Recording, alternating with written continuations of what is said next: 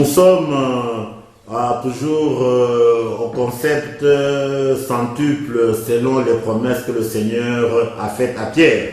Le frère peut nous lire dans Marc 10, 28, 31. Marc 10, 28 à 31, Pierre s'est mis à dire « Voici, nous avons tout quitté et nous t'avons suivi. » Jésus répondit « Je vous le dis en vérité, il n'est personne qui, ayant quitté à cause de moi et à cause de la bonne nouvelle, sa maison ou ses frères, ou ses sœurs, ou sa mère, ou son père, ou ses enfants, ou ses terres, ne reçoive au centuple présentement dans ce siècle-ci des maisons, des frères, des sœurs, des mères, des enfants et des terres, avec des persécutions, et dans le siècle à venir, la vie éternelle. » Donc quand nous rentrons à la promesse du Seigneur, il a énuméré plusieurs points, je crois qu'on en a parlé, il nous reste seulement le dernier point, à savoir les terres. Parce que la maison, on en a parlé, les frères, on en a déjà parlé, les sœurs également, la mère, le père, ainsi que les enfants, même la femme, pas dans un autre texte, on parle de la femme. Ici, on va parler maintenant des terres. Il dit, il n'y a personne qui aura quitté à cause de la bonne nouvelle. Ces terres ne reçoivent au centuple des terres dans ce siècle avec des persécutions et la vie éternelle dans le siècle à venir. Donc, il y a des terres au singleton qu'on doit quitter pour hériter, recevoir les terres au centuple. Et le concept de terre ici, ça va beaucoup plus dans le concept des champs. Hein, ça va de pair, hein? Ça dit terre ou champ, ça dit la même chose. Nous allons voir un peu qu'est-ce que c'est que les terres dont le Seigneur parle.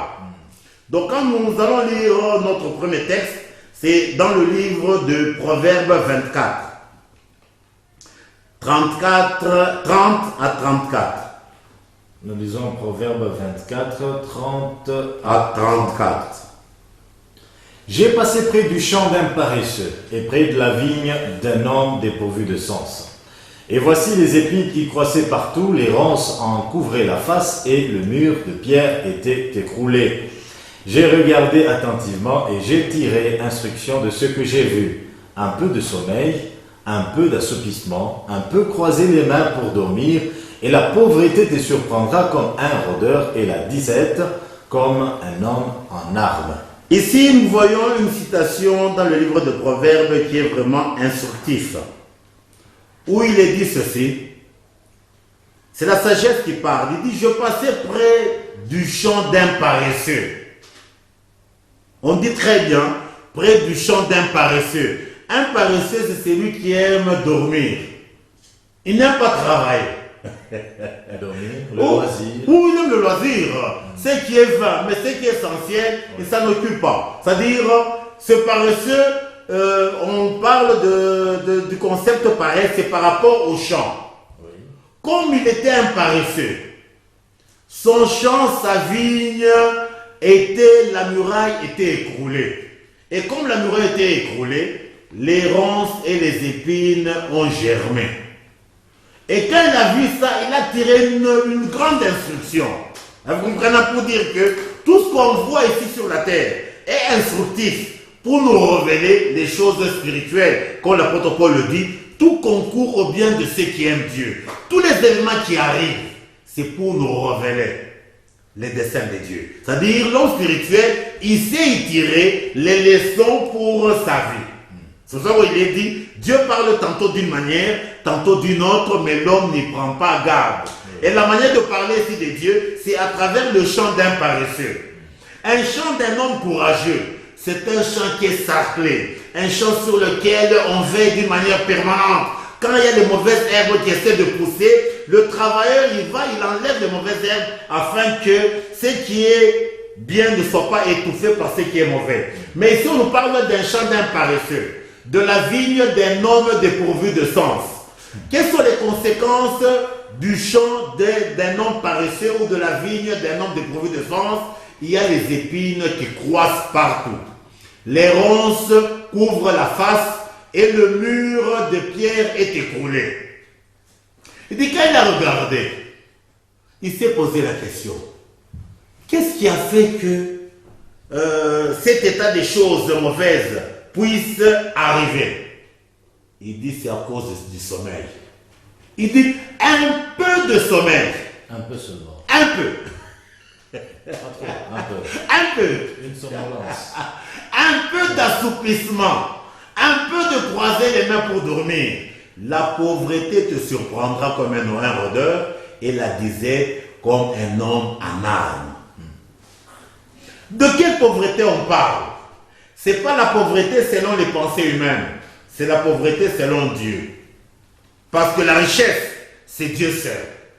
Là où il n'y a pas Dieu, c'est la pauvreté. C'est-à-dire quoi? L'homme qui est sage, il doit veiller pour que dans son champ, qui est Dieu d'une manière permanente. Mais s'il sommeille un tout petit peu,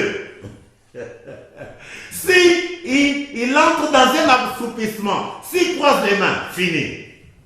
Qu'est-ce que c'est que croiser les mains? C'est associer la main droite à la main gauche. La main droite revêt ce qui est de Dieu, la main gauche revêt ce qui est de l'homme. Si on associe les deux éléments ensemble, Dieu part. Dieu refuse l'association de la droite et de la gauche. Vous comprenez un peu? Oui. Dieu refuse l'assouplissement. C'est ça que la Bible dit, veillez. Comment est-ce qu'il est dit? Quand vous regardez en Israël, il n'y a que la partie du jour où il y a la lumière qu'on nommait ça en heure. Le temps de la nuit, on nomme ça en veille. Oui. Pour dire que quand nous sommes pendant la nuit, nous devons veiller. Mais si on sait de veiller, fini. Vous comprenez un peu? Mouzé, même si on peut dormir, mais par rapport à Matthieu 25, la Bible qui dit, et on va crier, voici l'époux, et on va se réveiller. Qu'est-ce que c'est que dormir selon Dieu? Oui. Qu'est-ce que c'est que dormir qui est, comment je peux dire, qui est une vertu, et qu'est-ce que c'est que dormir qui est un vice? Ok. C'est à ça qu'il faut répondre. Deux concepts qui sont... Dormir dont on parle, qui est un vice, ce n'est pas quand nous dormons sur la nuit, non, quand on est dans nos lits. C'est ce que je vais expliquer. Oui. Dormir qui est un vice, c'est quand nous prenons la chair comme un lieu de repos. On est dans le sommeil.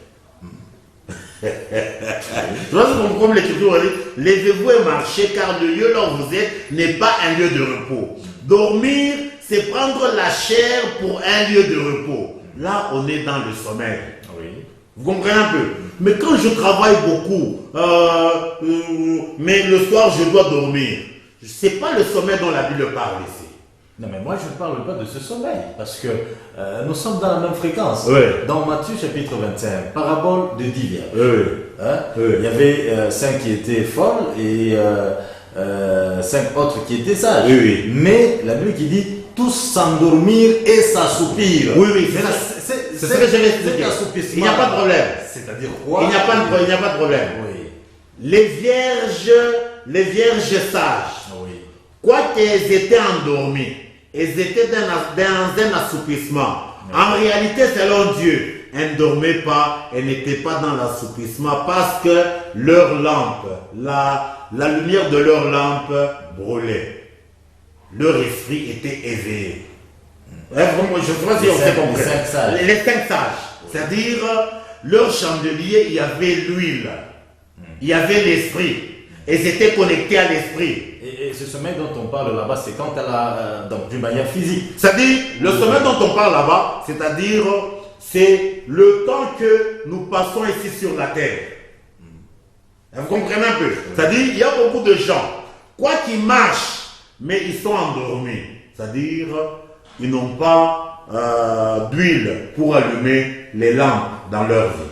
Ils n'ont pas l'esprit. Mais là-bas, là, il y a un problème. Parce que toutes les 10, et les vierges, et les folles, la Bible qui dit toutes s'endormir et s'assoupir. Toutes, d'abord. Mais je vous le dis, c'est vrai. Comme je vais donner maintenant une autre image. Merci. Pour qu'on puisse bien se comprendre. Oui. La vie que nous menons sur la terre, nous sommes pendant un rêve. Nous sommes pendant un rêve. La mort, c'est ça, le réveil. Vous comprenez? Maintenant, il y a des gens qui rêvent vrai et d'autres qui rêvent faux. Les sages rêvent vrai, mais les folles rêvent d'une manière fausse. Si bien que quand ils se sont réveillés, celles qui revêtent d'une manière vraie, c'est-à-dire leur vie, leur pèlerinage sur la terre était régie selon les pensées des dieux. Elles ont retrouvé l'espérance qu'elles avaient. Mais par contre, les folles qui revêtent d'une manière fausse, quand la mort est intervenue, quand ils se sont réveillés, l'espérance s'est envolée. Comme l'image du riche et du pauvre Lazare. Oui. Vous comprenez un peu? Donc, Lazare, lui, il fait partie de la Vierge sage. La lampe était là. Parce que Lazare veut dire c'est lui qui n'a pas de secours. Oui. C'est-à-dire, lui n'avait aucun secours sur le plan terrestre. Son secours était Dieu. Mais par contre, le riche, lui, il avait le secours dans les choses incertaines. Les richesses de la terre. Vous comprenez un peu? C'est-à-dire quoi? Le sommeil ici, c'est quand on met l'espérance dans les choses incertaines, dans les choses fausses. Ne pas dormir, c'est quand on met l'espérance dans les choses vraies. Et la chose vraie, ce n'est que la parole, ce n'est que Dieu. Vous comprenez un peu? C'est un peu ça, c'est très capital. Il faut comprendre le langage de Dieu. Cela ne veut pas dire que si nous disons comme ça, on ne va pas dormir, on va rester 5 jours, 10 jours sans dormir. Non, c'est pas ça. C'est un langage spirituel. Veillez et priez. Veillez et priez. Veillez et priez, comme nous le disons toujours, c'est que notre cœur, notre champ soit toujours barricadé par la grande muraille. La muraille dont on parle ici, on va voir, c'est de quelle muraille il s'agit. Vous comprenez un peu? Donc, comme il est dit, un peu de sommeil, un peu d'assoupissement, un peu de croiser les mains, la pauvreté vous surprend. La pauvreté, c'est quoi? Le départ des dieux, le départ de la véritable richesse. C'est fini. C'est Dieu qui a la richesse. C'est Dieu qui a la richesse. Vous comprenez un peu? Donc, ici, on nous montre un champ X. C'est ce que nous avons appelé le champ au singleton. Oui. Le champ dont la muraille est écroulée. La muraille, c'est quoi? Le champ, c'est quoi? Ou la terre? Le champ ou la terre, c'est l'image de notre cœur. C'est notre cœur qui est le champ. Et le champ doit être protégé par une muraille. Et la muraille, c'est quoi? L'autorité de la parole de Dieu. C'est-à-dire, nos cœurs, c'est la parole de Dieu qui doit les protéger. Et là, nous avons un champ au centuple. Mais par contre, quand il n'y a pas la muraille, quand il n'y a pas l'autorité de la parole, c'est le champ d'un paresseux. Vous comprenez un peu? Ce soir, nous allons lire Jérémie 4, verset 3. Nous lisons Jérémie, chapitre 4, verset 3. Verset 3. Il dit ceci. Car ainsi parle l'Éternel aux hommes de Juda et de Jérusalem. Défrichez-vous un champ nouveau et ne s'aimez pas parmi les épines. Ah, ici c'est vraiment une bonne recommandation du Seigneur. Il dit, car ainsi parle l'Éternel aux hommes de Juda et de Jérusalem. Défrichez-vous un champ nouveau. Il est interdit de s'aimer parmi les épines. Qu'est-ce qui fait qu'il y ait les épines? Quand la muraille est écroulée, il y aura des épines. Il y aura les épines. Il y aura les épines. Dieu nous exige à ce qu'on puisse il dit défrichez-vous un champ nouveau. Il y a un texte là, on en avait parlé, je crois qu'on va y rentrer. Il est dit ceci. Quelque part là, on parle des biens de l'Éternel. Hein, je crois que c'est dans Jérémie, même dans Deutéronome, où on appelle bien de l'Éternel le blé, l'huile, le mou, les brebis et le bœuf. Oui. Ce qui nous intéresse ici, c'est le bœuf. Nous avions dit que le bœuf révèle, le bœuf sert à quoi? Ce sont les animaux de trait pour travailler les champs. Oui. Hein, pour travailler les champs. Et ici, on nous demande de se faire défricher un champ nouveau. Qu'est-ce qui fait qu'on puisse se défricher un champ nouveau? C'est la présence de bœuf. Le bœuf, c'est l'expression d'un bien de l'Éternel. C'est-à-dire l'énergie qui est au-dedans de nous pour sarcler nos cœurs. Et Dieu exige que nos cœurs puisse être défriché, puisse être sarclé, afin que les ronces, les épines soient ôtées, les pierres soient ôtées, afin que quand la semence va tomber, qu'elle puisse germer. Vous comprenez un peu? Donc le champ nouveau dont la Bible parle ici, c'est ça, les terres au centuple. Mais qui doit s'aimer? La Bible dit ceci. Oui. Autre est celui qui sème, autre est celui qui arrose, et c'est Dieu qui fait croître. Oui. C'est-à-dire, tout celui qui se réclame être témoin de Christ, il est appelé à s'aimer. Il est appelé à s'aimer. Il est appelé à arroser. Mais c'est Dieu qui fait croître. C'est-à-dire quoi? Dieu, il veut que ça croisse partout. Mais ça dépend de l'état du terrain. Il faut que le terrain soit bien travaillé. Maintenant, c'est l'homme qui doit travailler sur son terrain. Il doit se faire défricher un champ nouveau. Là, vous comprenez un peu? Comme il est dit, afin que quand on va s'aimer, on va voir les Écritures, on le connaît très bien, la parabole du sémeur. Et d'ailleurs, c'est ce que je voulais poser cette question. Si. On se tombe sur la bonne terre. Si. Ok, et puis... Si on va lire, c'est dans Matthieu 13, on peut lire. Dans Matthieu 13, ça va de pair avec le texte. Matthieu 13. Matthieu 13, 18, 23. Matthieu 13, 18, 23. Je suis. Vous donc, écoutez ce que signifie la parabole du semeur.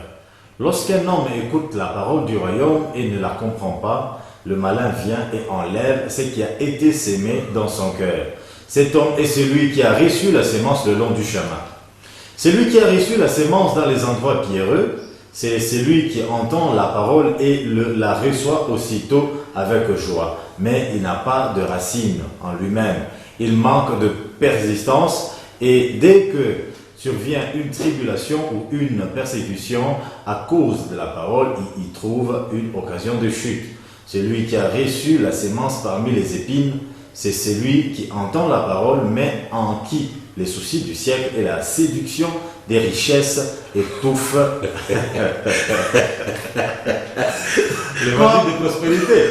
Ça étouffe cette parole et la rend infructueuse. 23 aussi, 23. 23. Celui qui a reçu la sémence dans la bonne terre, c'est celui qui entend la parole et la comprend. Il porte du fruit et un grain en donne 100, un autre 60, un autre 30. La parabole, elle est claire. Hein? Vous comprenez un peu? Donc, on peut lire même Luc 8. Mais il n'y a pas de problème. Posez la question. C'est lui qui a reçu. On a commencé à partir des 18. À partir du verset 18. 18, oui. La Bible qui dit 19, lorsqu'un homme écoute la parole du royaume et ne la comprend pas, le malin vient et enlève ce qui a été sémé dans son cœur. Cet homme est celui qui a reçu la sémence le long du chemin. Recevoir la sémence le long du chemin. Un exemple pratique. Oui, je vais expliquer. Parce que de fois, vous, serviteurs, vous passez là-dessus, vous allez sûrement à la bonne terre. Mais les autres, bon, vous semblez ne pas, même si ça ne nous intéresse pas, mais c'est mieux que nous puissions comprendre, parce qu'on peut recevoir peut-être le long du chemin. Quelqu'un peut dire le long du chemin. J'ai déjà entendu une fois quelqu'un qui dit le long du chemin. Non, quand vous montez dans les bus, il y a des gens qui parlent. Sur la route, les gens qui parlent, c'est le long du chemin. Donc, vous voyez un peu une telle interprétation. Oui, je crois que le Seigneur Jésus dit ceci, que lui, il est le chemin, il est la vérité, et il est la vie. Oui. Nous les humains, nous sommes l'opposé du Seigneur. Nous sommes un obstacle à nous-mêmes, nous sommes un mensonge et nous sommes la mort. Pourquoi vous souriez? Je vois les trois éléments, les trois paramètres. Obstacle, mensonge et mort. C'est ce que nous sommes. Pourquoi j'ai souri? Parce que je relis cela, ou je réalise cela à ce que la Bible dit, parce que vous dites vous êtes riche, ceci, cela, vous êtes malheureux, pauvre, misérable et nu. Alors je m'imagine, je me donne cette image de quelqu'un qui est misérable, nu, malheureux, pauvre, mais qui est obstacle aussi, en dépit de cela, il est mensonge, et vous voyez un peu ce que ça fait. Donc, d'une manière générale, quand on s'approche du Seigneur,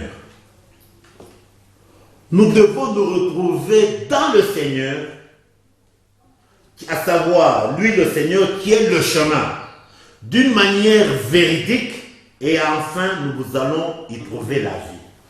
Nous étions en train de dire, si nous nous retrouvons non dans le chemin, mais le long du chemin, on est à côté. C'est ça qu'il a dit. Lorsqu'un homme écoute la parole du royaume, il ne la comprend pas. Le malin vient ôter ce qui a été sémé dans son cœur. Cet homme est celui qui a reçu la sémence le long du chemin. Ah, vous comprenez un peu? Pour dire, c'est Jésus qui est l'unique chemin. C'est pour ça qu'on a utilisé l'article défini le. C'est lui qui est la vérité, l'unique vérité, la vérité, et c'est lui qui est l'unique vie, à savoir la vie. Et les trois positions sont selon l'esprit. Il ne dit pas il est la vie, le chemin et puis la vérité. Non, non. D'abord le chemin, la vérité et la vie. Vous comprenez un peu? Donc, le grand problème qui est là, nous devons comprendre les choses de Dieu selon lui, mais non selon nous. Souvent, nous nous retrouvons d'une manière parallèle à Christ, comme le cas concret. Le Seigneur commence à dire à ses apôtres, à ses disciples, qu'il fallait qu'ils souffrent, qu'ils meurent, qu'ils soient ensevelis. Pierre a écouté selon lui Pierre. Or Dieu nous dit, la Bible nous dit, quand Dieu parle, l'homme doit écouter 2 fois. Lui, elle a écouté 1 fois. Donc, il s'est retrouvé opposé au Seigneur. Et il a dit, Seigneur, ce que tu dis n'arrivera jamais. Le Seigneur lui dit, arrière de moi, Satan. Tu mets un scandale. Tu ne conçois que les pensées humaines et non celles de Dieu. Donc Dieu nous interdit qu'on puisse appréhender les choses selon nos pensées humaines qui sont opposées à ses pensées à lui. Là, vous comprenez un peu? C'est ça le grand problème. Dans le péché, ce sont nos pensées humaines et nos sentiments humains. Et c'est ça qui constitue la volonté de l'homme. C'est ça qui constitue le péché de l'homme. Lorsqu'un homme écoute la parole du royaume et ne la comprend pas, est-il totalement, je dis bien totalement responsable de cette incompréhension? Oh, il est responsable. Non, mais moi, je vous ai posé tantôt la question. Je réponds. Non, écoutez. Je vous ai posé tantôt la question de savoir qui sème. Vous avez dit que c'est nous tous, nous devons s'aimer. Je sème et c'est Dieu qui fait croître. Mais peut-être c'est celui-là qui a sémé là, qui a un problème, il n'a pas bien expliqué. Vous savez que même dans nos églises, actuellement, il y a des hypocrites. Donc pourquoi j'ai dit des hypocrites? Il ne comprend même pas. On lui dit, allez, dites Amen. Et la personne dit Amen, parce qu'on nous dit de dire Amen. Mais la personne ne comprend pas. Donc, l'incompréhension de cet homme ne dépend pas totalement de lui. Mais ça dépend aussi de celui qui sert. Vous ne trouvez pas? Il ne peut pas endosser toute la responsabilité. Vous, serviteurs, vous nous trompez de fois. Le Seigneur le dit très bien. Ou vous expliquez mal. Je vais dire. Oui. Le Seigneur le dit très bien. Que tout homme soit reconnu comme menteur et Dieu seul vrai. Oui. Soit toi qui fais confiance à un homme de chair. C'est ça ton péché. Même pas faire je vais rajouter. Vous êtes un serviteur. Quand vous êtes en train de parler, les téléspectateurs, ils vous donnent confiance. Non, parce que vous êtes un homme de Dieu. Et ce qui vient de votre bouche, vous levez. Vous savez, moi je n'ai jamais vu un pasteur ou quiconque qui vient et dit non, vous savez ce que je viens de vous donner, ou ce que je vais vous donner comme parole, comprenez, je peux brancher tantôt d'une manière, tantôt d'une autre. Bon, à vous-même d'aller vérifier chez vous à la maison. Vous tous, vous nous dites non, ça c'est le ainsi dit le Seigneur. Mais comme vous le dites très bien. Là, il dit c'est le ainsi dit le Seigneur. Comme vous le dites très bien. En confiance, c'est tout à fait normal. Comme vous le dites très bien. Oui. Donc il y a un adage qui le dit très bien. La confiance n'exclut pas le contrôle. Oui. Comme il est dit, nous devons être animés par les sentiments des juifs ou des chrétiens qui étaient adhérés. Ils recevaient avec empressement la parole. Oui. Mais chaque jour, ils allaient examiner.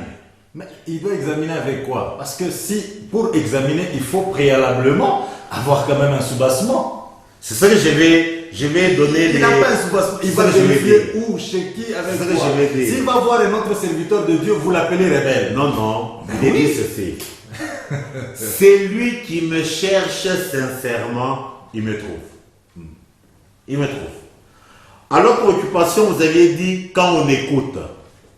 Dieu interdit qu'on écoute sa parole avec notre oreille naturelle. La Bible à plusieurs reprises, elle demande à ce que notre oreille soit circoncise. Une oreille non circoncise va saisir le contraire de la parole. L'oreille circoncise veut dire c'est une oreille dont l'écoute est jugée et condamnée. Nous devons écouter Dieu selon Dieu. Je sais pas si tu comprends. Moi, apparemment, dans ma compréhension, Oui. je trouve que l'oreille de celui qui écoute doit subir la circoncision. Oui. Mais la bouche de celui qui parle aussi doit avoir des morts. Oui. Les deux. Pour paraphraser. C'est-à-dire la responsabilité partagée. Vous l'avez dit. D'ailleurs, Oui. il y a quelque chose qui me vient à l'esprit pour qu'on puisse bien comprendre les choses. Oui. Tout ce qu'on fait dans les églises, dans les rassemblements, ce sont des réunions. Pas des cultes. Ce sont des réunions. La parole vraie, l'enseignant vrai, il n'y a que le Père, le Fils et le Saint-Esprit. C'est ce qui est dit. Voici la nouvelle alliance que je vais traiter avec mon peuple. Je vais enlever les cœurs de pierre, je leur donnerai des cœurs de chair. Je prendrai ma loi, je vais la graver dans leur cœur. Personne n'enseignera à son frère pour dire qu'on est Dieu. Tous me connaîtront depuis le plus petit jusqu'au plus grand. C'est ça la nouvelle alliance. Là, vous comprenez un peu. Donc l'unique enseignant, c'est le Père, le Fils et le Saint-Esprit. C'est ce que la Bible dit. Qui peut enseigner comme Dieu?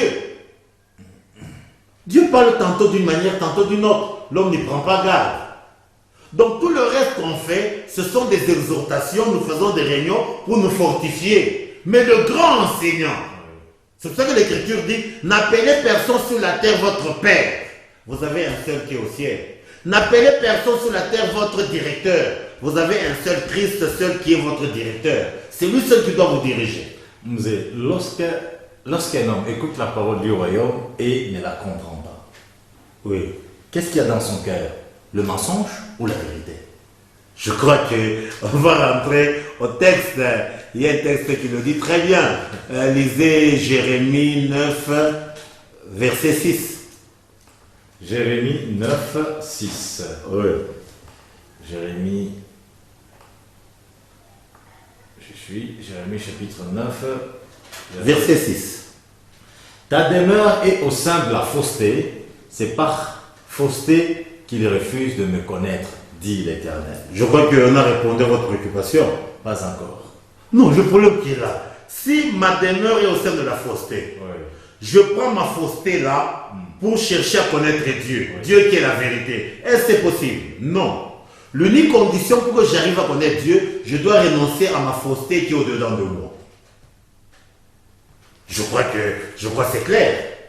C'est-à-dire quoi? C'est notre... Lorsqu'on ne comprend pas la parole, ce n'est plus la vérité au-dedans de nous. C'est un mensonge. C'est d'abord... La parole, elle est vraie. Pourquoi on ne la comprend pas? Oui. Parce que le voile est jeté sur nos yeux. Le voile, c'est quoi? Notre chair et notre sang. Comme l'Écriture dit, ils lisent Moïse, ils ne comprennent pas. Pourquoi? Le voile est jeté sur leurs yeux. Le voile, c'est ça, la chair et le sang, qui est typifié par Lot, le neveu d'Abraham. Tant que Lot était avec Abraham, Abraham ne pouvait pas avoir les promesses. Il fallait qu'Abraham se sépare d'avec Lot. Nous aussi, nous devons nous séparer avec notre Lot. Notre Lot, c'est le voile. La chair, c'est ça le voile, qui nous empêche. C'est pour ça que Job dit, le jour que je n'aurai plus de chair, mes yeux verront Dieu. C'est ma chair qui m'empêche d'appréhender qui est Dieu.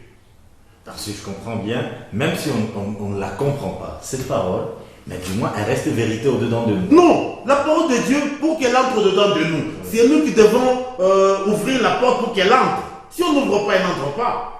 Il dit, voici, je me tiens à la porte. La parole de Dieu, elle est vérité. Oui. Mais la volonté de Dieu est que cette parole qui est vérité puisse trouver sa demeure dans nos cœurs. C'est-à-dire, vous venez de dire que lorsqu'on ne la comprend pas, elle n'entre pas. Elle n'entre pas. Mais le malin, qu'est-ce qu'il vient faire alors? Non, c'est-à-dire, La Bible oui, dit, il ne la comprend pas, mais le malin oui, vient et enlève. c'est-à-dire, Comment c'est-à-dire, c'est là ma question. je comprends. Oui. Comme je comprends votre préoccupation, ici, moi, j'étais déjà la finalité. Ok, merci. Hein? C'est-à-dire, cette parole, Oui. l'homme fait semblant, comme pas l'homme qui fait semblant, c'est-à-dire, Oui. l'homme il se séduit seulement que la parole est en lui. Mais le malin, c'est que comme il n'a rien compris, c'est fini. Il vient, il... Oui. La volonté de Dieu est que nous puissions comprendre sa parole. C'est ça qu'il dit, vous les Samaritains, vous adorez ceux que vous ne connaissez pas, mais nous les Juifs, nous adorons ceux que nous connaissons. Adorer, c'est obéir. Une loi qu'on ne comprend pas, comment est-ce qu'on peut l'appliquer? Comment est-ce qu'on peut l'appliquer? La parole de Dieu, c'est ça la loi, qui détermine notre marche, notre manière de nous comporter. Mais si on ne comprend pas la manière dont on doit se comporter, comment est-ce qu'on va le faire? Une impossibilité. Recevoir la sémence dans les endroits pierreux. Ça veut dire quoi? Non, là, c'est vraiment très clair. Vous allez dans un champ où vous trouvez une bonne terre, mais vous allez chercher des pierres. Vous venez mélanger avec la terre là-bas. Et le pourcentage de la terre devient moindre par rapport au pourcentage des pierres. La semence va germer, non. Non. Pour dire que, pour que ça germe, il faut que les pierres soient ôtées. Il faut que les pierres soient... Et les pierres ici, l'endroit pierreux, on le dit très bien. Qu'est-ce qui fait, que révèle l'état des pierres? Les tribulations, les persécutions. C'est ça le problème. C'est-à-dire, la semence ne va pas résister. Elle va essayer de germer, mais avec un temps, elle va disparaître. Mais le fait de la recevoir avec, aussitôt d'ailleurs, avec joie, s'explique quoi? Vous savez, d'une manière générale, quand vous regardez d'une manière générale, quand il y a des gens qui viennent, qui se donnent même le nom de prophète, quand vous voyez les dames, comment elles se rendent dans ces assemblées-là, le premier jour, elles en sortent joyeuses. Recevoir avec joie. Avec joie. Ça dit d'une manière superficielle. Mais non, s'il était permis du moins d'ajouter, j'allais dire avec joie et émotion. Oui, c'est ça, c'est beaucoup plus dans la dimension émotive. Oui. Dans la dimension émotive. Et vous comprenez un peu. Mais elle ne pénètre pas réellement. C'est juste l'extérieur. L'image. L'image par excellence, c'est l'animal qui rumine et l'animal qui ne rumine pas. Dieu exige la rumination. La rumination, c'est manger d'une manière, manger deux fois. Oui. Quand on reçoit une seule fois, on mange une seule fois, oui. Ça ne peut pas entrer. Ça ne peut pas entrer. On voit par exemple les animaux qui ruminent, quand ils broutent pour la première fois, ce qu'ils ont pris n'entre pas dans leurs cellules. C'est réservé quelque part. Il faut qu'ils remettent ça pour qu'ils ruminent la deuxième fois. Comme on dit, Dieu parle une fois, mais on doit l'écouter deux fois. Celui qui a reçu la sémence parmi les épines, c'est celui qui entend la parole, mais en qui les soucis du siècle et la séduction des richesses étouffent. Oui, cette parole. Les soucis du siècle, c'est comme le Seigneur le dit quelque part. Oui. Ne vous inquiétez pas du lendemain. Le lendemain aura soin de lui-même. Oui. À chaque jour, suffit sa peine. Mais d'une manière générale, l'homme, il est dans des inquiétudes terribles. Il veut résoudre les choses par lui-même. Oh, le Seigneur dit, cherchez premièrement le royaume des cieux et sa justice, les autres vous seront donnés par surcroît. Mais nous renversons. Nous cherchons d'abord les autres choses. Vous comprenez un peu? C'est s'inquiéter, avoir les soucis du siècle. Et la séduction des richesses, comme il est dit, tout celui qui voudra s'enrichir ne va pas manquer de péché. Un grain en donne 100. Oui. Pourquoi 100? Bon, ça on avait déjà parlé. Ça on en avait déjà parlé. Donc la sommité c'est 100, le centuple. C'était ça notre verset d'entrée pour dire que ce que Dieu donne, amène le centuple, c'est la perfection de l'excellence des dieux. Hein, on s'était référé à cette parabole. Donc on était maintenant dans Luc 8 à 15. C'est toujours dans le même concept, la parabole du chemin. Luc 8 à 15. Non, Luc 8 et le verset 15. Luc chapitre 8 Nous lisons juste le verset 8. Oui, et puis le verset 15. Et puis le verset 15. Verset 8. Une autre partie tomba dans la bonne terre. Quand elle fut levée, elle donna du fruit au centuple. Après avoir ainsi parlé, Jésus dit à haute voix que celui qui a des oreilles pour entendre, entende. Veuillez vous arrêter là-bas. Oui. Le champ au centuple, ou la terre au centuple, c'est le champ où la terre étant à mesure de produire la sémence au centuple. Comme il dit, une autre partie tomba dans la bonne terre. Quand elle fut levée, elle donna du fruit au centuple. Après avoir parlé, Jésus dit à haute voix que celui qui a des oreilles pour entendre, entende. Vous comprenez un peu? La volonté de Dieu est que notre champ, quand la sémence y tombe, qu'elle produise au centuple. Il n'y a que la bonne terre qui a la muraille. Oui, il n'y a que la bonne... Non, il n'y a que la bonne terre qui a la muraille. La muraille, c'est la présence personnelle de Dieu, l'autorité de la parole de Dieu. On peut lire le verset 15. Le verset 15. Ce qui est tombé dans la bonne terre, ce sont ceux qui, ayant entendu la parole avec un cœur honnête et bon, la retiennent et portent du fruit avec persévérance. On explicite maintenant la parabole. Ce qui est tombé dans la bonne terre, ce sont ceux ayant entendu la parole avec un cœur honnête et bon, la retiennent. Pas la retiennent seulement, portent du fruit avec persévérance. C'est pour ça qu'il est dit, il n'y a que celui qui aura persévéré jusqu'à la fin qui sera sauvé. Donc la volonté de Dieu est que notre champ soit une bonne terre, qu'il n'y ait pas les épines, qu'il n'y ait pas les pierres, et que ça ne soit pas le long du chemin. Je me rappelle, quand vous allez un peu même dans nos champs, le long du chemin, quand vous regardez, ça ne peut pas germer.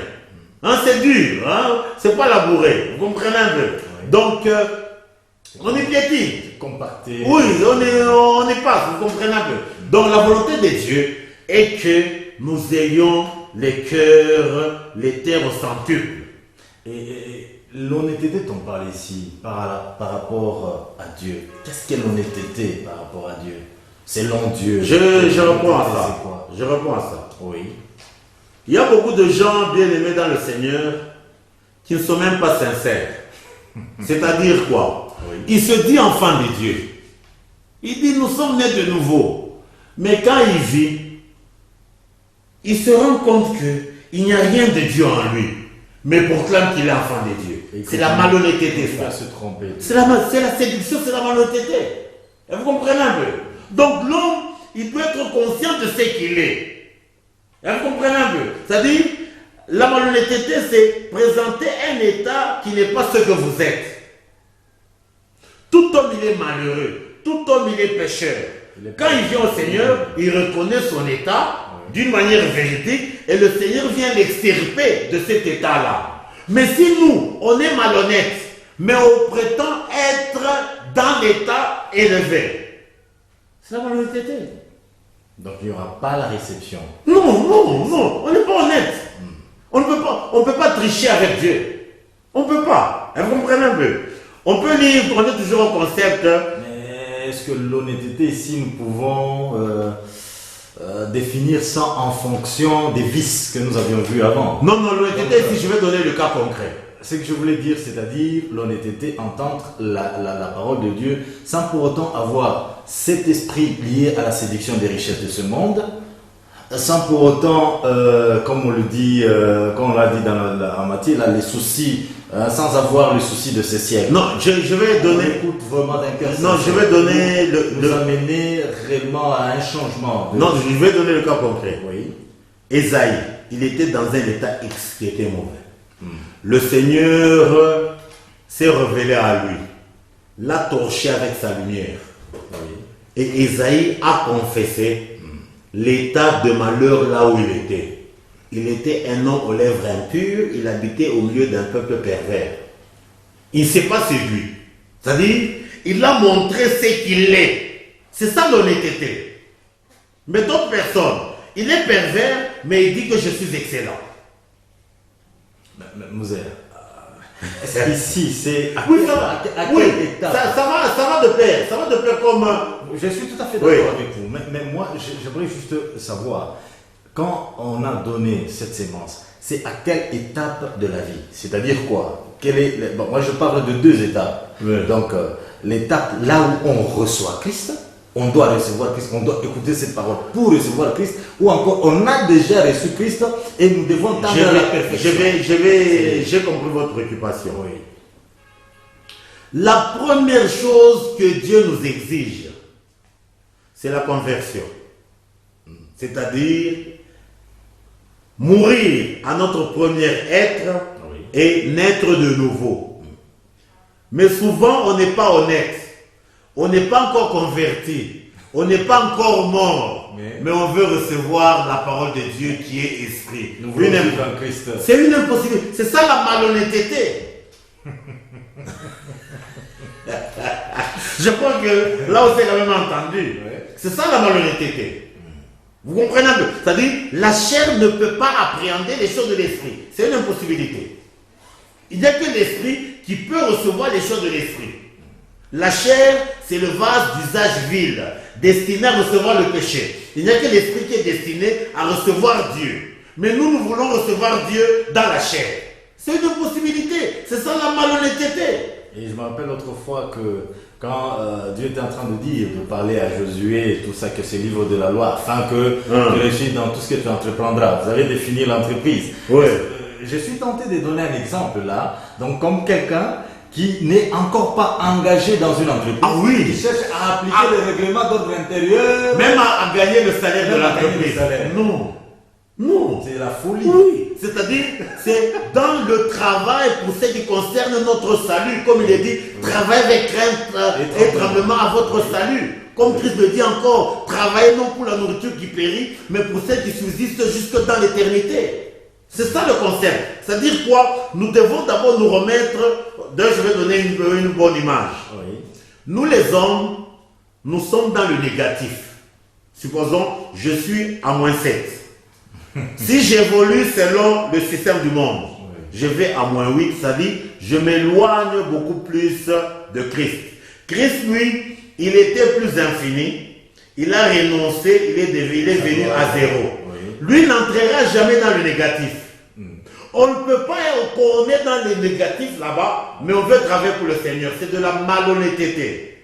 Nous devons d'abord renoncer à notre gloire d'illusion pour rejoindre Christ au point 0. Si nous arrivons au point 0, alors maintenant, nous ramène. Oui. C'est ce qui est dit d'une manière générale. Je crois qu'on va en parler dans ce qu'on va suivre, donner prochainement. C'est ce qu'on appelle les 2 dimensions qu'il y a dans le Seigneur. Il est d'abord sauveur et puis il est Seigneur. Mais il ne nous a pas encore sauvés, mais nous voulons qu'il soit notre Seigneur.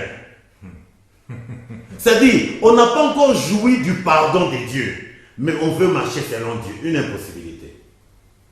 Il est d'abord sauveur, il nous sauve, alors nous pouvons marcher, nous pouvons être conduits par lui. Mais on n'est pas encore sauvés. Il ne nous a pas encore extirpés de la mort qui est la chair. Mais on veut marcher selon lui. Non. C'est ça l'Écriture dit, on en parlera plus tard. Ça ne dépend ni de celui qui court, ni de celui qui veut, mais de Dieu qui fait miséricorde. Il fait miséricorde à qui il veut, il endurcit qui il veut. Il ne fait miséricorde qu'à l'esprit. Il ne fera jamais miséricorde à la chair. Jamais. Vous comprenez? C'est ça la malhonnêteté. Vous comprenez un peu? Tu n'as encore pas changé de nationalité. Tu veux voter? Oui, donc pour paraphraser, je suis encore terrestre, mais je veux vivre comme au ciel. Impossibilité totale. Non. Je suis encore, je prends le terme, je suis encore chien, mais je veux vivre comme une brebis. Je veux manger comme la brebis. Non. Je dois d'abord être transformé du chien à la brebis. De la trouille. Oui. C'est ça le problème. C'est de se vautrer dans la boue. Oui, mais on change pas de nature, mais on porte seulement un vêtement. Et si jamais on reste toujours le cochon, même si on porte un vêtement, on va rentrer toujours dans cette boue là-bas. Comme il est dit, chasser le naturel, il revient au galop. Le grand problème, c'est le changement de nature. On avait une nature terrestre, il nous faut la nature céleste pour qu'on aspire aux choses célestes. Pourquoi ça devient pernicieux les choses de Dieu? Parce qu'on est terrestre, mais on veut emmagasiner les choses célestes. C'est de la souffrance. c'est de la souffrance. On peut lire, on est toujours au concept du chant, Matthieu 13, 44. Matthieu 13, 44. Disons, Matthieu chapitre 13, 44e verset. Le royaume des cieux est encore semblable à un trésor caché dans un champ. L'homme qui l'a trouvé le cache et dans sa joie, il va vendre tout ce qu'il a et achète ce champ. Je continue? Non, c'est rien que ça. Donc nous disons ceci. C'est vraiment un bon texte, une citation du Seigneur. Il dit, le royaume des cieux est encore semblable à un trésor caché dans un champ. Celui qui n'a pas encore trouvé le trésor là-bas, c'est une impossibilité qu'ils vendent des anciens champs. Pour qu'on se débarrasse des anciens champs, il faut au préalable trouver le trésor, le grand. Si on trouve le grand, maintenant on fait le rapport de 3 cercles. On fait la comparaison. On se débarrasse des autres champs. Et la monnaie qu'on en tire, on va acheter l'unique champ au grand trésor. Vous comprenez un peu? C'est ça le problème. Le grand problème qui est là, c'est d'abord appréhender. Qu'est-ce que c'est que le trésor? Le trésor. Là où doit être nos cœurs. Ah, le trésor c'est quoi? C'est ça. Si quelqu'un arrive à concevoir d'une manière vraie, le trésor vrai est là. Si bien que toutes ces énergies vont, donc tous seront concentrés vers le trésor là-bas. Nous allons lire, qu'est-ce que c'est que le trésor? Nous allons dans Ésaïe 33, verset 6. Ésaïe 33, verset 6, et puis nous allons rentrer à notre texte de Matthieu 13, 44. Ésaïe 33, verset 6. Ésaïe 33, verset 6. Tes jours seront en sûreté. La sagesse et l'intelligence sont une source de salut. La crainte de l'Éternel, c'est là le trésor de Sion. Le trésor au-dessus de tous les trésors, c'est la crainte de l'Éternel. C'est-à-dire quoi? Pourquoi la crainte de l'Éternel, c'est ça le trésor au-dessus de tous les trésors? C'est ça la question qu'on doit se poser. Quand on lit ce texte et puis on va rentrer au trésor. Proverbe 25, verset 14. Ici, si je comprends bien, la sagesse et l'intelligence, c'est ça la grâce. Oui. Ça s'est défini de la même manière. Oui. Les deux, la sagesse et l'intelligence, sont une source de salut, qui est aussi la grâce. Oui, c'est ça. Pour dire. Oui. L'intelligence, c'est ça le renoncement au mal. Comme il est dit dans Job 28, 28, l'intelligence, c'est savoir s'éloigner du mal. Oui. La sagesse, c'est ça la marche authentique selon Dieu. Les deux, c'est ça la grâce. Oui. Vous comprenez? Quand on dit la grâce, c'est le salut, elle nous enseigne à renoncer à l'impiété, à renoncer au mal et à vivre dans ce cercle mauvais selon la sagesse des dieux. Oui. Vous comprenez un peu? Donc, dire la crainte de l'Éternel, c'est ça le trésor de Sion. Nous allons voir un peu qu'est-ce que la crainte de l'Éternel amène. Qu'est-ce que ça a comme répercussion? Proverbe 25, verset 14. Lisons Proverbe 25, 14. Comme des nuages et du vent sans pluie, ainsi. Proverbe 25, 14. Oui. Comme des nuages et du vent sans pluie, ainsi est un homme se glorifiant à tort. Non, c'est pas le texte, c'est pas le texte. Attendez, c'est le texte qui dit lisez un peu Proverbe 24, on est vers quel verset? 14. Attendez, je vais. 25, 14. Non, ça peut être 24, 14, c'est le 24, 14. 24, 14. C'est l'amitié de Dieu pour ceux qui le craignent. De même connaît la sagesse pour ton âme. Attendez, je vais retrouver le verset. L'amitié de Dieu. Je vais retrouver le verset. Il est dit ceci. L'amitié de Dieu est pour ceux qui le craignent. Son alliance leur donne instruction. C'est ce que l'Écriture dit. Dans le verset 14, il est dit ceci. L'amitié de Dieu est pour ceux qui le craignent. C'est-à-dire, si dans notre vie, il y a la crainte de Dieu, oui, je crois que c'est 25, 14. C'est psaume, hein, ce n'est pas Ah proverbe. oui. Oui, c'est psaume 25, 14. Ce psaume. Psaume 25, 14. verset 14. Ouais. Il est dit ceci. L'amitié de l'Éternel est pour ceux qui les craignent, plutôt, l'amitié de l'Éternel est pour ceux qui les craignent et son alliance leur donne instruction. Donc pour que Dieu devienne notre ami, l'élément qui scelle l'amitié entre Dieu et l'homme, c'est la crainte que l'homme a à l'égard de Dieu. Oui.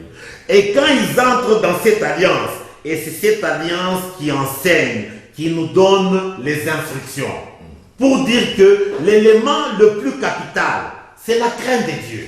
Là où il y a la crainte de Dieu, Dieu y mène son amitié. C'est pour ça que nous avions dit dans Ésaïe 33, 9, la crainte de l'Éternel, c'est ça le trésor de Sion. Si la crainte de Dieu est dans notre cœur, automatiquement, Dieu devient notre ami. Maintenant, quand nous rentrons dans Matthieu 13, 44, il est dit ceci, le royaume des cieux est semblable à un trésor caché dans un champ. Oui. Donc le trésor là-bas, c'est la crainte de Dieu. Maintenant, quand quelqu'un trouve que le grand trésor, c'est la crainte de Dieu, qu'est-ce qu'il fait? Il va chercher tous les autres champs qu'il avait, qui n'avaient rien à voir avec la crainte de Dieu. Il s'en débarrasse pour venir chercher l'unique champ au grand trésor. Vous comprenez un peu? Oui. Donc, et ce champ grand trésor, c'est ça le champ au centuple. Vous comprenez un peu? Parce que c'est un champ où il y a la présence de Dieu, où il y a l'alliance avec Dieu. Et c'est ça qui doit nous préoccuper. Vous comprenez un peu? C'est ça que l'Écriture dit, là où il y a ton trésor, là sera ton cœur. Donc le grand trésor, c'est la crainte de Dieu. Comme nous ne cessons de le dire, la crainte de Dieu, c'est ce qui est typifié par notre respiration. Il n'y a aucun enfant, quand il est à la maternité, à qui sa maman apprend à respirer. L'enfant, pourquoi il respire? Pourquoi il se débat quand on bouge ses narines? Parce qu'il sait que sa vie dépend de sa respiration. C'est que la respiration sur le plan physiologique, c'est ce qu'est la crainte de Dieu sur le plan spirituel. Donc la vie selon Dieu, le sens de la vie, c'est la crainte de Dieu. La preuve qu'il y a une vie, qu'il y a la vie de Dieu quelque part, c'est quand il y a la crainte de Dieu. Là où il n'y a pas la crainte de Dieu, il n'y a pas la vie selon Dieu. Vous comprenez un peu? Donc le chant au centuple, c'est un chant dont le trésor est la crainte de Dieu. C'est pour cela que pour conclure ce point, nous rentrons à ce qu'on appelle la nouvelle alliance. Nous sommes dans Ézéchiel 11, 18 à 20. Ézéchiel 11, 18 à 20. À 20. C'est là qu'ils iront, et ils en ôteront toutes les idoles et toutes les abominations. Je leur donnerai un même cœur, et je mettrai en vous un esprit nouveau. J'ôterai de leur cœur le cœur de pierre, et je leur donnerai un cœur de chair, afin qu'ils suivent mes ordonnances et qu'ils observent et pratiquent mes lois, et ils seront mon peuple, et je serai leur Dieu. Nous disons ici, comme l'Écriture le dit, la volonté de Dieu est que nous ayons un cœur. Et ce cœur, la Bible dit, Dieu va mettre dans ce cœur un esprit nouveau. Il va ôter les cœurs de pierre, il va nous donner les cœurs de chair. Le cœur de chair, c'est un cœur perméable, un cœur qui peut être pénétré par la sémence de Dieu. Et quand le cœur est perméable, la Bible dit, afin qu'ils suivent mes ordonnances et qu'ils s'observent et pratiquent mes lois, ils seront mon peuple et je serai leur Dieu. Vous comprenez un peu? Donc la volonté de Dieu est que l'obéissance soit de notre côté. Parce que l'obéissance, c'est ce que Dieu nous réclame. Comme il est dit, l'obéissance à la parole vaut plus que tous les sacrifices. Et pour que l'obéissance soit possible, il faut que le cœur soit selon Dieu. Il faut que l'Esprit de Dieu soit dans notre cœur. Pour dire, il faut que notre cœur soit un champ qui est bien barricadé. Un champ qui n'est pas un champ de paresseux. Un champ où la murette est écroulée. Afin que les ronces et les épis puissent germer. Mais un champ où il y a la terre, la bonne terre. Quand la semence tombe et cette semence germe et produit du fruit. Vous comprenez un peu? Donc, ici, c'est le concept des terres. Donc, les terres dont on parle, les terres au singleton, les terres au centuple, les terres au singleton, c'est ça l'image de la terre qui n'a rien à voir avec Dieu. Où la semence ne veut pas germer. La volonté de Dieu, quand nous allons à Christ, on doit quitter nos anciens cœurs, nos anciens champs, et le Seigneur va nous donner les champs nouveaux, les terres au centuple. Là où quand la semence tombe, elle germe et produit le centuple. Vous voyez un peu? Donc, c'est ça le concept concernant les terres. Pour conclure un peu ce point, comme nous l'avions dit, le texte ici de Matthieu 19, nous l'avons lu à plusieurs reprises, au Marc 10, 28, 31, Matthieu 19, 27, 30 et Luc 18, 28, 30, parle de ce que Pierre a posé comme question. Voici, nous avons tout quitté. Qu'est-ce que nous allons gagner? Pierre, quand il a posé la question, selon ses pensées à lui. Mais Jésus, en répondant, il a répondu selon les pensées de Dieu. Ce qui est vrai, il n'y a que les pensées de Dieu et non pas les pensées humaines. Comme la Bible dit, les pensées de Dieu et les pensées humaines sont opposées. Et Christ, en répondant, il a donné la suite de ces éléments ici, à savoir, l'homme doit quitter le père au singleton pour avoir le père au centuple. Le père au singleton, nous avions dit c'est la chair. Le père au centuple, nous avions dit que c'est l'esprit. L'homme doit quitter la mère au singleton pour avoir la mère au centuple. La mère au singleton, nous avions dit c'est Agar, la chair, le sang. Nous devons gagner la mère au centuple, à savoir Sarah, la Jérusalem d'en haut. Nous avions parlé des frères. Nous avions dit que les frères au singleton sont les pensées humaines. Le Seigneur doit remplacer ses frères par les frères au centuple qui révèlent les pensées des dieux. Nous sommes arrivés au concept des sœurs. Nous avions dit que les sœurs au singleton, ce sont les sentiments humains. Nous devons avoir les sœurs au centuple, à savoir les sentiments des dieux qui sont révélés par les trois filles de Job. Nous avons passé à la femme. La femme au singleton, nous avions dit, c'est la source de joie ou de plaisir, à savoir notre sang naturel. Nous devons avoir la femme au centuple qui est révélée par la femme vertueuse, à savoir la source véritable de joie, à savoir le sang de Christ.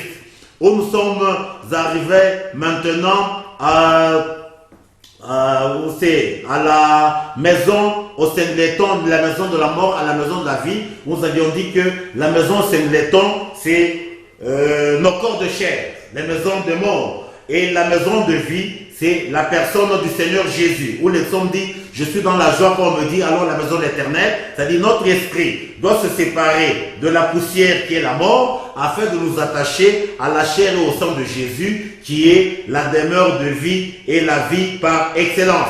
Et nous avions conclu par le dernier point, à savoir les terres ou les champs, à savoir nos cœurs. C'est-à-dire, nous avons d'abord les cœurs de pierre, nous devons les quitter pour que le Seigneur nous donne les cœurs, donc les champs au centuple, où il y a de la bonne terre.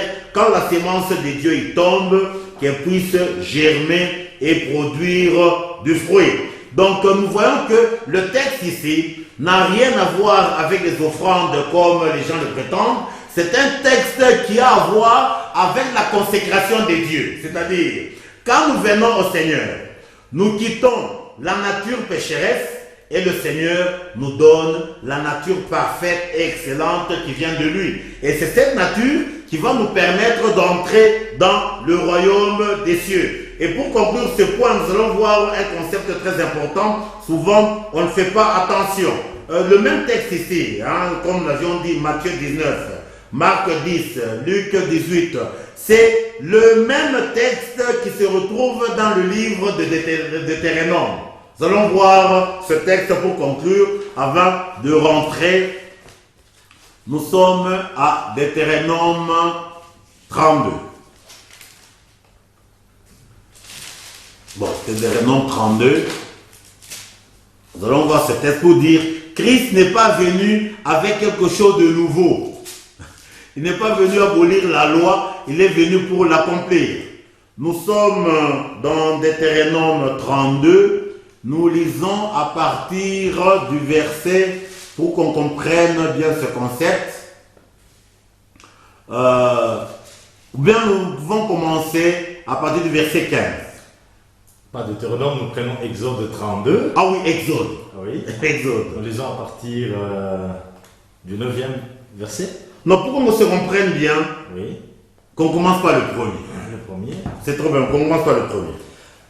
Le peuple, voyant que Moïse tardait à descendre de la montagne, s'assembla autour d'Aaron et lui dit: Allons, fais-nous un Dieu qui marche devant nous, car ce Moïse, cet homme qui nous a fait sortir du pays d'Égypte, nous ne savons ce qu'il est devenu. On peut s'arrêter un peu là.